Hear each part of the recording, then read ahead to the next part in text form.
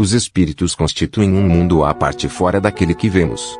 Sim, o mundo dos espíritos ou das inteligências incorpóreas, como vimos anteriormente. O mundo espírita é o mundo normal, primitivo, eterno, preexistente e sobrevivente a tudo. O mundo corporal é secundário, poderia deixar de existir ou não ter jamais existido sem que por isso se alterasse a essência do mundo espírita. Os espíritos formam a população deste mundo e sua classificação se baseia no seu grau de adiantamento, nas qualidades que já adquiriram e nas imperfeições de que ainda terão de despojar-se. Esta classificação, aliás, nada tem de absoluta, apenas no seu conjunto. A cada categoria representa caráter definido. Em geral, admitem 3 categorias principais ou 3 grandes divisões. Na última, que fica na parte inferior da escala, estão os espíritos imperfeitos, caracterizados pela predominância da matéria sobre o espírito e pela propensão para o mal. Os da segunda se caracterizaram pela predominância do espírito sobre a matéria e desejo do bem. São os espíritos bons. A primeira finalmente compreende os espíritos puros. Os que atingiram o grau supremo da perfeição ocupam os espíritos uma região determinada, circunscrita no espaço.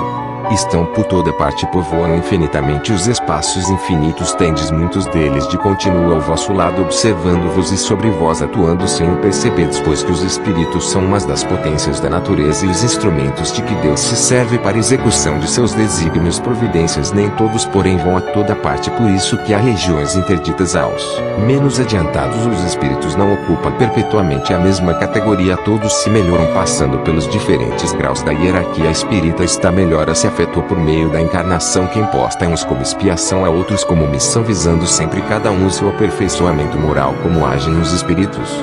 A moral dos espíritos superiores se resume como a do Cristo nesta máxima evangélica: fazer aos outros o que queríamos que os outros nos fizessem, isto é, fazer o bem e não o mal. Neste princípio encontra o homem uma regra universal de proceder, mesmo para as suas menores ações. Ensinam-nos que o egoísmo, o orgulho, a sensualidade são paixões que nos aproximam da natureza animal, prendendo-nos à matéria, desprezando as futilidades mundanas e amando o próximo se avizinha da natureza espiritual, que cada um deve tornar-se útil de acordo com as faculdades e os meios que Deus lhe pôs nas mãos para prová-lo, que o forte e o poderoso devem amparo e proteção ao fraco, porquanto transgride a lei de Deus aquele que abusa da força e do poder para oprimir o seu semelhante. Ensinam finalmente que o mundo dos espíritos, nada podendo, está no oculto. O hipócrita será desmascarado e todas as suas torpezas de descobertas, que a presença inevitável de todos os instantes daqueles para com quem houvermos procedido o mal constituir um dos castigos que nos estão reservados, que ao estado de inferioridade e superioridade dos espíritos correspondem penas e gozos desconhecidos na terra. Mas ensinam também não haver faltas irremissíveis que a expiração não possa apagar, meio de consegui-lo encontra o homem nas diferentes existências que lhe permitem avançar segundo o seu desejo e seus esforços na senda do progresso para a perfeição, que é o seu destino. Com que fim os espíritos imperfeitos nos induzem ao mal? Para que sofrais como eles sofrem, e isso lhes diminui os sofrimentos. Não fazem-no por inveja ao verem seres felizes, qual natureza do sofrimento que querem e que os outros experimentam. Os que resultam dos seres de ordem inferior, afastados de Deus, porque permite Deus que espíritos nos excitem ao mal.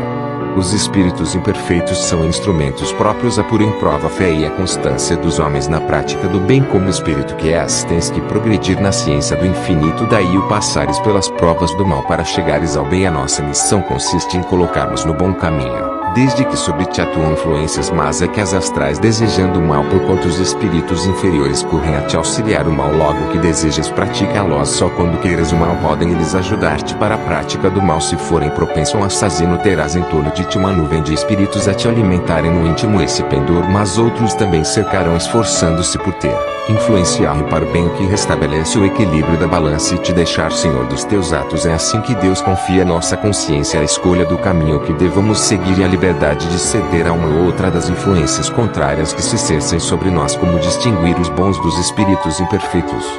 Distinguir os bons dos maus espíritos é exatamente fácil. Os espíritos superiores usam constantemente de linguagem digna, nobre e repasada da mais alta moralidade, escoimada de qualquer paixão inferior à mais pura sabedoria. Eles transparecem dos conselhos que objetivam sempre o nosso melhoramento e o bem da humanidade. A dos espíritos inferiores, ao contrário, inconsequente, humilde, trivial e até grosseira. Se por vezes dizem alguma coisa boa e verdadeira, muito mais vezes dizem falsidades e absurdos por malícia ou ignorância. Zombam zombam da credulidade dos homens e se divertem à custa dos que os interrogam, lisonjeando-lhes a vaidade, alimentando-lhes os desejos com falsas esperanças. Em resumo, as comunicações sérias, na mais ampla acepção do termo, só são dadas nos centros sérios, naqueles cujos membros estão unidos por íntima comunhão de pensamentos, tendo em vista